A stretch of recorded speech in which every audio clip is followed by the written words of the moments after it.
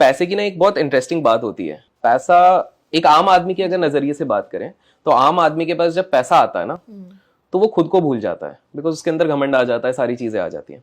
लेकिन जब उसी आम आदमी की तरफ से पैसा जाता है ना तो दुनिया उसे भूल जाती है। करेक्ट। सो ये एक हार्श रियलिटी है which is for common man. तो आप देखोगे काफी सारे मिडिल क्लास लोग हैं, हम जैसे लोग हैं, जिनके पास अचानक से अगर बहुत ज्यादा सक्सेस आती है तो वो हैंडल नहीं हो पाती है। नया पैसा वो हो नहीं पाता है, वो अचानक से लग्जरीज में स्पेंड करेंगे, इधर उधर स्पेंड करेंगे। रिच पीपल उसी पैसे को यूटिलाइज करके रिचनेस नहीं, वेल्थ को एक्यूमुलेट करने की कोशिश करते हैं, मल्टीप्लाई करते हैं। और वो जितने जल्दी हो सके मल्टीपल रिसोर्सेज बनाने की कोशिश करते हैं, एवेन्यूज बनाने की कोशिश करते हैं, और वो उस लेवल तक चीजें सोचने की कोशिश करते हैं जो आप और मैं नहीं सोच पाते हैं। एग्जाम्पल के तौर पे अगर बात किया जाए, काफी कम लोगों को पता है कि रिच सबसे ज्यादा जब कमाते हैं ना, वो पैसे के बारे में सोचते ही नहीं है, वो सोचते हैं प्रॉब्लम्स के बारे में। इसको अगर मैं थोड़ा सा एलैबोरेट करूं तो एक सिंपल सी चीज है, अगर आपको मिलियनर बनना है तो मिलियन लोगों की प्रॉब्लम सॉल्व कर दो। और अगर आपको बिलियनर बनना है तो आप बिलियन लोगों की प्रॉब्लम सॉल्व कर लो। आप जाके फोर्ब्स की लिस्ट देख लीजिए, रिचेस्ट जितने लोग हैं, चाहे आप अमेजॉन के जेफ बेजोस को देखें, चाहे माइक्रोसॉफ्ट के बिल गेट्स के देखें, तो आप देखेंगे ये बिलियंस लोगों की प्रॉब्लम सॉल्व कर रहे हैं। एंड वहीं पर अगर आप मिलियनर्स को देखते हैं तो आप देखोगे वो एक सेट स्टेट्स, मल्टीपल स्टेट्स का प्रॉब्लम सॉल्व कर रहे हैं, कुछ एक ही कंट्री के अंदर कुछ प्रॉब्लम सॉल्व कर रहे हैं। तो ये एक बहुत सिंपल सी चीज होती है जो डिफरेंशिएट करता है एक रिच इंसान को और एक नॉट सो रिच पर्सन को। Not so rich. लेकिन मुझे एक बात बताइए अभिषेक, कुछ ऐसी उनकी फाइनेंशियल स्ट्रैटेजीज भी तो होती होगी कि जो उनको आम आदमी से इतना अलग बनाती है, राइट? फाइनेंशियल स्ट्रैटेजीज है जिसकी वजह से ये लोग वेल्थ एक्यूमुलेट करते हैं, या कोई मोनेटाइजेशन, या कोई तो उनकी मैनेजमेंट जो हम कहते हैं, मनी मैनेजमेंट, जिस तरह से ये लोग करते हैं।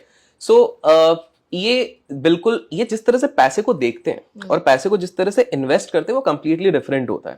कुछ इंटरेस्टिंग चीजें आपके ऑडियंस को बता देते हैं। आप लोगों ने अक्सर सुना होगा कि ये रईस लोग आजकल यॉट नहीं खरीदते, ये लोग खरीदते हैं सुपर यॉट। बड़े बड़े क्रूज तो मत बोलिए, सुपर यॉट मतलब बड़ी बड़ी शिप्स। कंटेक्स्ट के लिए बता दूं, ये सुपर यॉट आज के समय पे अगर कोई लेने जाता है तो मात्र 1500 से 1800 करोड़ के अंदर आ जाते हैं। ओनली तो आजकल लग ही जाता है 1500 से 1800 करोड़। मैं यॉट की बात नहीं कर रहा हूँ, यॉट तो भी आपको 200-300। हाँ, तो अब कुछ लोग जो ऑडियंस में सोचते हैं, हम लोग बहुत बार आपने देखा होगा ना, खिल्ली उड़ाते हैं कि ये रईस लोग इतने बड़े बंगले क्यों ले रहे हैं, ये रईस लोग इतने बड़े सुपर यॉट क्यों ले रहे हैं। इस पे बड़ी एक इंटरेस्टिंग सी चीज मैं आपको बताता हूँ।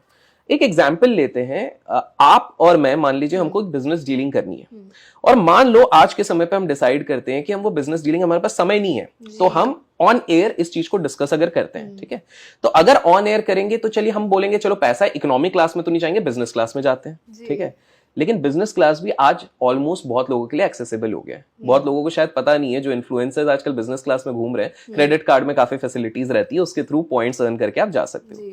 तो आप और मैं अगर कोई बहुत प्राइवेट इंफॉर्मेशन अराउंड बिजनेस बात करेंगे तो वो कोई तीसरा पार्टी समझ के इसको सैबोटाज कर सकता है, तोड़ सकता है। अब यहीं पर आप सोचिए, आपको अगर अरबों की डील करनी है, करोड़ों की डील करनी है, सऊदी में अगर तेल का डील करना है, now you have your own super yacht.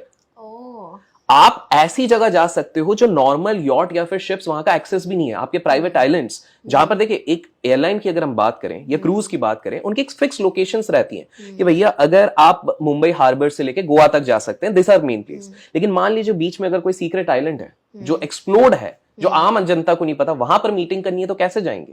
या तो आपके पास प्राइवेट जेट होना चाहिए, या तो आपके पास super yacht. So that is first thing. तो वो इन्वेस्ट सुपर यॉट्स पे कर रहे हैं ताकि उस लेवल की डील वहां पर हो सके जो आपको और मेरे को कानो कान खबर नहीं चलेगी। ये डील्स भी तो बड़ी बड़ी होती बहुत है। मतलब ये अरबों की डील्स होती हैं। तभी आप एक चीज नोटिस करोगे, किसी ने ये नोटिस नहीं किया, और मैं लोगों को चाहूंगा आप कमेंट्स में गेस करना मैं किस कंपनी का नाम ले रहा हूं, क्योंकि नाम मैं नहीं ले रहा हूं, लोग गेस करेंगे।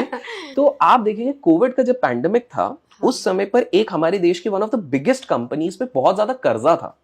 और पैंडेमिक ऐसा समय था, मैं फर्स्ट पैंडेमिक की बात कर रहा हूं, वेव की, जब हम सब घर पे बंद थे।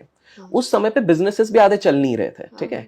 उस समय पे अचानक से हमारे देश के वो जो भी एक बहुत बड़े उद्योगपति हैं, उन्होंने अपने पूरी कंपनी का कर्जा माफ कर दिया। 15 दिन के अंदर इतने डील हुए, अरब देशों से हुए, इधर से हुए, उधर से हुए, कि सारा कर्जा माफ होके और आज company one of the top companies है। People will guess, yes.